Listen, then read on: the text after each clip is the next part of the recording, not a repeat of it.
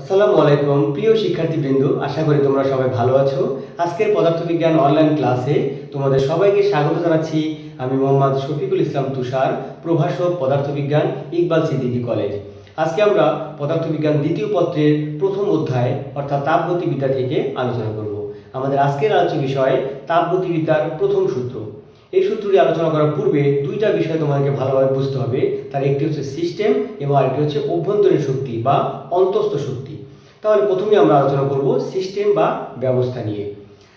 এই আলোচনা করার পূর্বে আমি তোমাদের একটি ছোট্ট গল্প বলতে চাই। গল্পটি হচ্ছে এমন যে ঈশপ নামে একজন বিখ্যাত কৃতদাস ছিলেন, যিনি তার মালিকের খুবই ভক্ত ছিলেন। তো তার মালিক একবার মদ্যপানরত অবস্থায় নদীর কিনারায় বসে তার বন্ধুর সাথে একটা বাজি ধরলো। বাজিটা হচ্ছে এমন যে তিনি কি করবেন, ওই নদীর সমস্ত পানিটা খেয়ে ফেলবেন। যদি খেতে না পারেন তাহলে তার সমস্ত সম্পত্তি তার বন্ধুকে লিখে দেবেন। শুধু মুখে নয়, এটি তিনি একদম ডিপ পেপারে একটা স্বাক্ষর করে ফেললেন। পরের দিন সকালে যখন তিনি তার সংজ্ঞা ফিরে পেলেন বা জ্ঞান ফিরে পেলেন, তখন তিনি বুঝতে পারলেন যে কত বড় ভুল তিনি করেছেন। তখন তিনি খুবই চিন্তিত হয়ে পড়লেন এবং তার এই চিন্তার কারণ জানতে পেরে ঈশ্বর তাকে অভয় দিয়ে বললেন যে আমি এটার ব্যবস্থা করব। পরদিন সকালবেলা যখন সব মানুষজন আসলো তার পানি খাওয়ার যে প্রতিযোগিতা এটা দেখার জন্য, তখন সেখানে সমবেত জনতার উদ্দেশ্যে দাঁড়িয়ে ঈশ্বর বললেন যে আমার মালিক এই নদীর সমস্ত পানি খেয়ে ফেলবে, কিন্তু তার পূর্বে এই নদীর যে মোহনা আছে অর্থাৎ সাগরের সাথে নদীর যে একটা সংযোগ, সেই জায়গাটাকে বন্ধ করতে হবে। বন্ধ যদি না করা হয় তাহলে তো সারা জীবন পানি খেয়েও কিন্তু এই নদীর পানি শেষ করা যাবে না। আসলে তো সত্যি কথা, এলাকার লোকজন তার পক্ষেই সায় দিল এবং সবাই তার পক্ষে চলে আসলো। শেষ পর্যন্ত কি হলো, সেই ডিটটি বাতিল হয়ে গেল। এই গল্পটি বলার উদ্দেশ্য হচ্ছে যে সিস্টেম সাথে একটা মিল রয়েছে।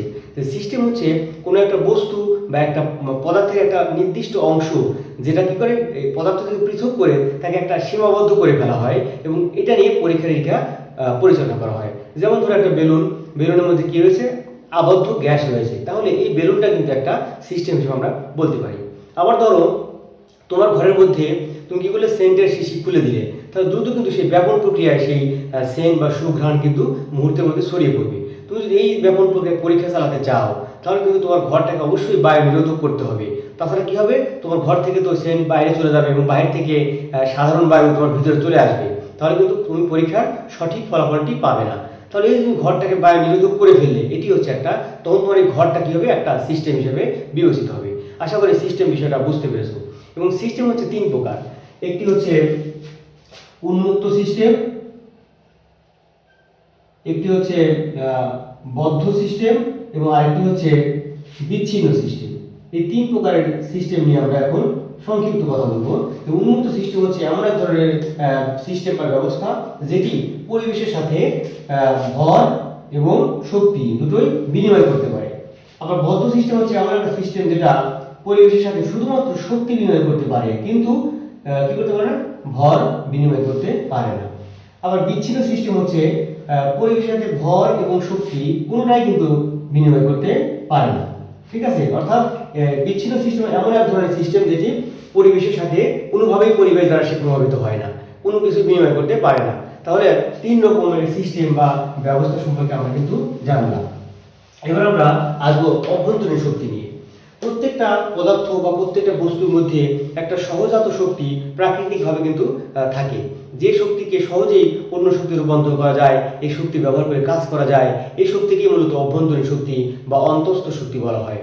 এই শক্তি মূলত পদার্থের অভ্যন্তরের যে অণু, পরমাণু, মৌলিক কণিকা রয়েছে, এগুলোর কম্পন শক্তি, এগুলোর একটা আবর্তন, যে একটা শক্তি রয়েছে আবর্তন বেগ বা এই সমস্ত বিষয়, এবং সেই সাথে অণুগুলোর মধ্যবর্তী যে একটা বল রয়েছে, সেই সমস্ত শক্তিকে সম্মিলিতভাবে অভ্যন্তরীণ শক্তি বলা হয়। কোনো একটা সিস্টেমকে যখন আমরা তাপ প্রয়োগ করবো তখন সেই সিস্টেমের কি হবে, অণুগুলোর গতিশক্তি বৃদ্ধি পাবে। আমরা জানি অণুগুলো দ্রুত গতিতে ছোটাছুটি করতে থাকে, এই কারণে কিন্তু সিস্টেমের অভ্যন্তরীণ শক্তি বৃদ্ধি পায়। আশা করি সিস্টেম বুঝতে পারছো এবং সেই সাথে অভ্যন্তরীণ শক্তি সম্পর্কে আমরা ভালোভাবে একটা ধারণা লাভ করতে পেরেছি। এবার আমরা পরবর্তী টপিক নিয়ে কথা বলবো। এর পরবর্তী টপিকটি হচ্ছে তাপগতিবিদ্যার প্রথম সূত্র, যেটি আমাদের আজকে প্রধান আলোচ্য বিষয়। বিজ্ঞানী জুল এই তাপগতিবিদ্যার প্রথম সূত্রটি প্রথম বিবৃত করেন। তিনি দেখলেন একটা বিষয় যে এই প্রকৃতিতে তাপ কিন্তু খুবই সহজলভ্য একটা শক্তি, যেটিকে সহজে উৎপন্ন করা যায়। কোনো একটা বস্তুকে, কাঠ বা একটা কিছু বস্তুকে আগুন ধরে দিলে কিন্তু খুব সহজে সেখান থেকে তাপ পাওয়া যায়। আবার একটা উত্তপ্ত বস্তুকে যদি পরিবেশে রেখে দেই সেখানে কিন্তু খুব সহজে সে আবার তাপ বিকিরণ করে ফেলে, অর্থাৎ তাপ কিন্তু সহজে ছেড়েও দেয়। এই যে তাপের ব্যাপারটা, এই তাপকে ব্যবহার করে কিভাবে সর্বোচ্চ পরিমাণ কাজে রূপান্তর করা যায় এ নিয়ে ভাবতে ভাবতেই বিজ্ঞানী জুল এই সূত্রটি প্রদান করেন। তিনি বললেন যে কাজকে যদি সম্পূর্ণরূপে তাপে রূপান্তর করা সম্ভব হয় অথবা তাপকে যদি সম্পূর্ণরূপে কাজে রূপান্তর করা সম্ভব হয় তাহলে কিন্তু কাজ তাপের সমানুপাতিক, অর্থাৎ W সমানুপাতিক Q। মানে যদি বললাম যে একটা তাপ প্রয়োগ করলে যদি W পরিমাণ কাজ হয় তাহলে তাপগতিবিদ্যার প্রথম সূত্র অনুযায়ী W সমানুপাতিক Q। এটি হচ্ছে মূলত জুলের মতে তাপগতিবিদ্যার প্রথম সূত্র। সেখান থেকে আমরা লিখতে পারি W = JQ। এখানে J হচ্ছে একটা সমানুপাতিক ধ্রুবক। এই যে এই যে একটা নাম আছে, একে বলা হয় তাপের যান্ত্রিক সমতা বা যান্ত্রিক তুল্যাঙ্ক, অথবা আরেকটা নাম আছে একে অনেক সময় জুলের ধ্রুবক বলা হয়। এই ধ্রুবকের কিন্তু একটা মানও রয়েছে। তাহলে এই সংখ্যাটা আমরা কিভাবে দেব? যদি মনে করেন যে Q = 1 জুল, 1 জুল অর্থাৎ 1 জুল তাপ, সুতরাং W কি হয়? W যদি Q হয়, সুতরাং আমরা বুঝতে পারছি W কি হয়, W কিন্তু J হয়। ঠিক আছে, W J হয়। তাহলে এই সূত্র থেকে আমরা বুঝতে পারলাম যে 1 জুল বা একক পরিমাণ তাপ উৎপন্ন করতে যে পরিমাণ কাজ করা হয় তাকে বলা হয় যান্ত্রিক তুল্যাঙ্ক বা যান্ত্রিক সমতা। অনেক পরীক্ষা নিরীক্ষা করে এই জে এর একটা মান নির্ণয় করা হয়েছে। এই মানটি হচ্ছে 4.2 জুল পার ক্যালোরি। এটি হচ্ছে যান্ত্রিক তুল্যাঙ্ক বা যান্ত্রিক সমতার মান।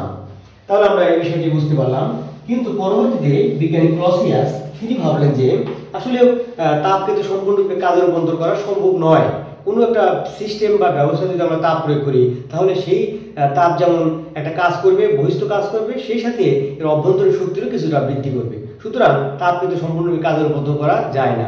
সেই জন্য তিনি একটা সূত্র নতুন করে দিলেন। তিনি বললেন যে যদি কোনো সিস্টেম বা ব্যবস্থায় ΔQ পরিমাণ তাপ প্রয়োগ করা হয় তাহলে এই তাপ প্রথমে কি করবে? সিস্টেমের অভ্যন্তরীণ শক্তি বৃদ্ধি করবে ΔU পরিমাণ এবং ΔW পরিমাণ বহিস্থ কাজ করবে। তাহলে তিনি বললেন যে ΔQ = ΔU প্লাস ΔW। অতি ক্ষুদ্র পরিবর্তনের ক্ষেত্রে এটা লেখা যায় dQ = dU প্লাস dW। অর্থাৎ তিনি বললেন যে কোনো সিস্টেম বা ব্যবস্থায় তাপ প্রয়োগ করলে সেই তাপের কিছু অংশ এর বহিস্থ কাজ সম্পাদনে ব্যয় হয় এবং অবশিষ্ট অংশ এর অভ্যন্তরীণ শক্তি পরিবর্তনে ব্যয় হয়। এটি হচ্ছে মূলত ক্লসিয়াসের মতে তাপগতিবিদ্যার প্রথম সূত্র। আশা করি বিষয়টা বুঝতে পেরেছ। এবার আমরা পরবর্তী ধাপে যাব। পরবর্তী টপিক হচ্ছে সমচাপ প্রক্রিয়া। সমচাপ প্রক্রিয়া কি জিনিস? নামটা শুনলে আমরা বুঝতে পারছি যে প্রক্রিয়ায় চাপের কোনো পরিবর্তন হয় না, অর্থাৎ চাপ অপরিবর্তিত থাকে, তাকে বলা হয় সমচাপ প্রক্রিয়া। তো সমচাপ প্রক্রিয়ার মাধ্যমে আমরা এখন একটা উদাহরণ দিব। যেমন দেখো এখানে আমরা একটা দেখতে পাচ্ছি একটা সিলিন্ডার। এই সিলিন্ডারে ঘর্ষণবিহীন কি রয়েছে? একটা পিস্টন রয়েছে এবং এই সিলিন্ডারের মধ্যে একটা কি রয়েছে? একটা গ্যাস রয়েছে। সেই গ্যাসের আমি ধরলাম যে গ্যাসের ক্ষেত্রফল হচ্ছে A এবং গ্যাসের চাপ হচ্ছে P। আমরা জানি গ্যাস মাত্র একটা চাপ কিন্তু প্রয়োগ করে, তাহলে এই গ্যাসটা কিন্তু একটা বাইরের দিকে চাপ প্রয়োগ করবে। তাহলে কি হবে? এই পিস্টনটা কিন্তু বাইরের দিকে যেতে চাইবে। ঠিক আছে, এখন যদি এই পিস্টনকে যে আমরা যদি তার নিজের জায়গায় আবদ্ধ রাখতে চাই, এখন যে আমি বললাম যে এই সে বাইরের দিকে একটা চাপ প্রয়োগ করবে, অর্থাৎ একটা বল কিন্তু সৃষ্টি হবে। তাহলে এই বলটা আমরা কিভাবে নির্ণয় করব?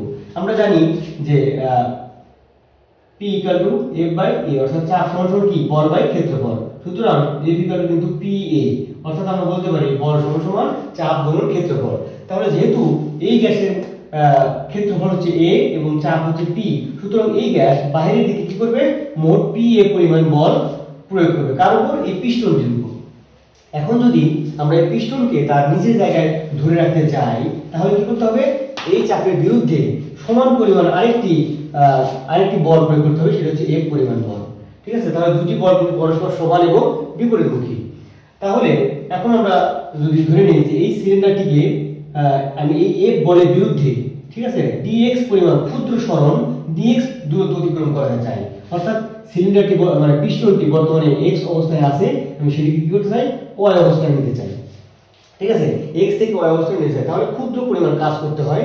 যেহেতু সরণ ক্ষুদ্র পরিমাণ সরণ dx, তাহলে ক্ষুদ্র পরিমাণ কাজ করতে হবে, সেই কাজটি হচ্ছে dw।